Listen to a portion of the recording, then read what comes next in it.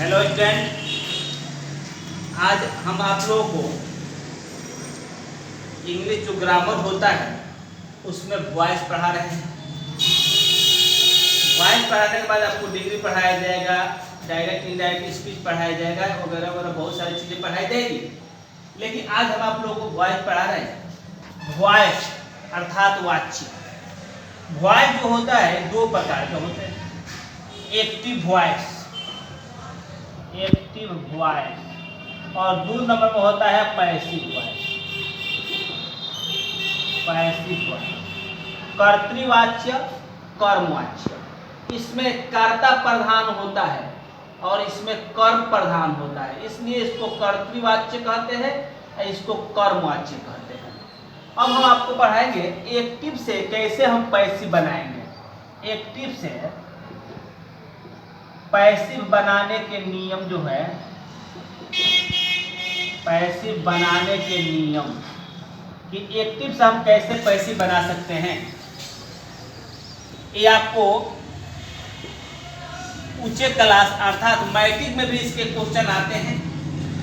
Active से passive बनाने को आता है, पैसिव से एक्टिव भी बनाने को आ सकता है, लेकिन एक्टिव से ज़्यादातर तो पैसिव आता है। छोटे क्लास में भी आते हैं। तो एक्टिव से पैसिव बनाने के जो नियम है, हम आपको नियम लिख देते हैं। एक्टिव का जो सब्जेक्ट होता है, एक्टिव का सब्जेक्ट वो पैसिव का ऑब्जेक्ट होता है, पैसिव का ऑब्जेक्ट होता है।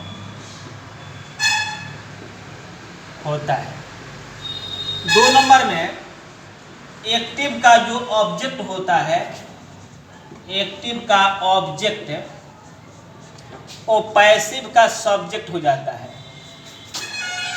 पैसिव का सब्जेक्ट होता है। 3 नंबर में एक अवश्य चीज, इसमें एक सहायक क्रिया जरूर लगती है। सब्जेक्ट के अनुसार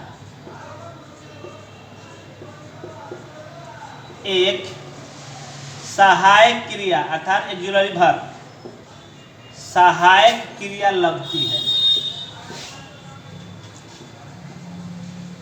बहुत ही कम में बताएंगे आपको हम। 4 नंबर जो मुख्य क्रिया होता है, इसमें हमेशा मुख्य क्रिया का तीसरा रूप लगता है। मेन वर्ब जो होता है मुख्य क्रिया होता है जाना, आना, खेलना, उठना, बैठना, सोना, रोना इत्यादि। तो ये मेन वर्ब है अर्थात मुख्य क्रिया। तो मुख्य क्रिया का तीसरा रूप लगता है। कोई भी टेंस से बने एक्टिव से पैसिव, लेकिन क्रिया का मुख्य क्रिया जो होगा उसका तीसरा रूप लगेगा, तीसरा रूप लगता है।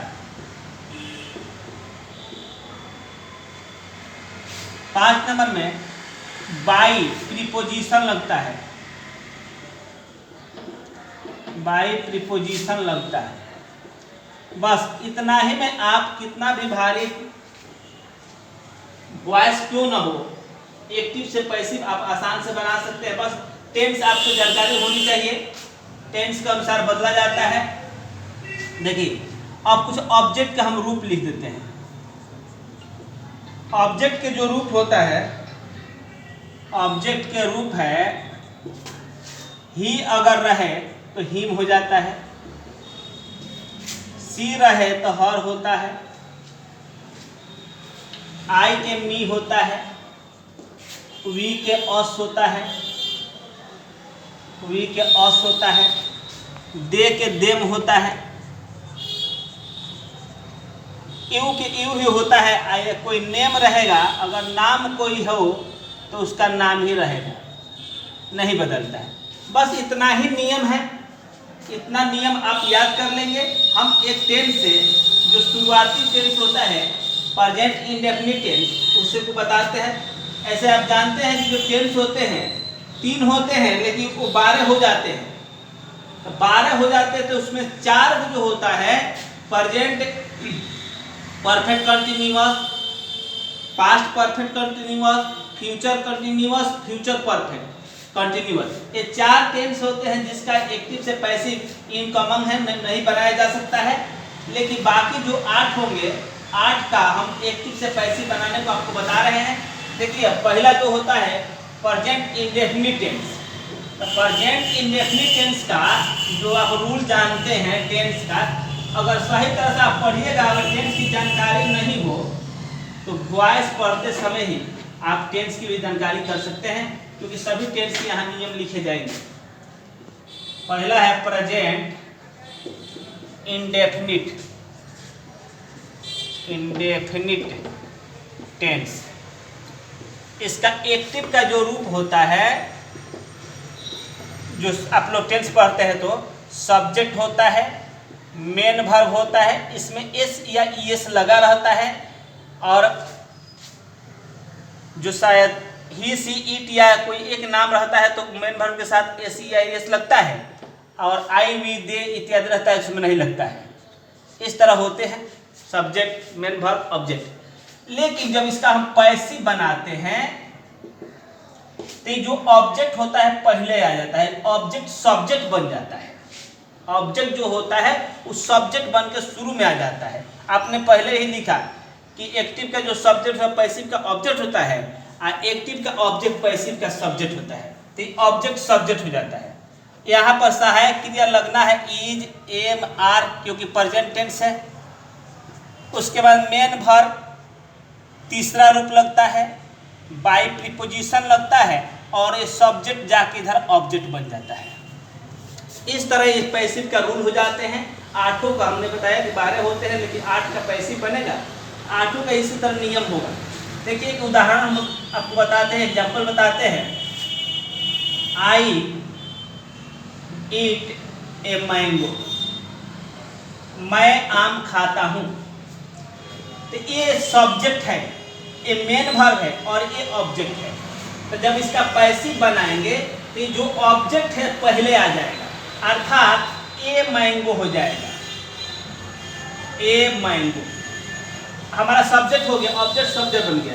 अब इसमें से एक लगाना है, इज, एम, आर, ये तीनों में से एक लगाना है, तो सब्जेक्ट देख कर लगाए। ए मैंगो है, एक आम है, इसलिए इज लगेगा, इज। उसके बाद एम भी मतलब मेन वर्ब, मुख्य क्रिया। तो मुख्य क्रिया इसमें ईट है, तो इसका तीसरा रूप लगाना है तो ईटन हो जाएगा। उसके बाद बाई प्रीपोजिशन है, तो बाई हो गया, और तब आई जो सब्जेक्ट था ऑब्जेक्ट बनेगा यहाँ। तो आई जो है हमने अभी ऑब्जेक्ट का रूप लिखा था, आई का आई नहीं लिखे, आई के मी लिख देंगे, अर्थात a mango is eaten by me. इस तरह से आपके बनेंगे एक्टिव से पैसिव, प्रेजेंट इंडेफिनिट टेंस के हमने बताया। इस तरह प्रेजेंट कंटिन्यूअस के होगा, सभी टेंस के होंगे। आप इसको घर पर बनाइए। बहुत सारा आपके किताब में एग्जाम्पल दिया होगा, हमने नियम लिख दिया है। इस नियम को अपनाएंगे तो ये प्रेजेंट इंडेफिनिट टेंस के जितने भी एक्टिव वॉइस के सेंटेंस होंगे आपको आसान से बना सकते हैं आप।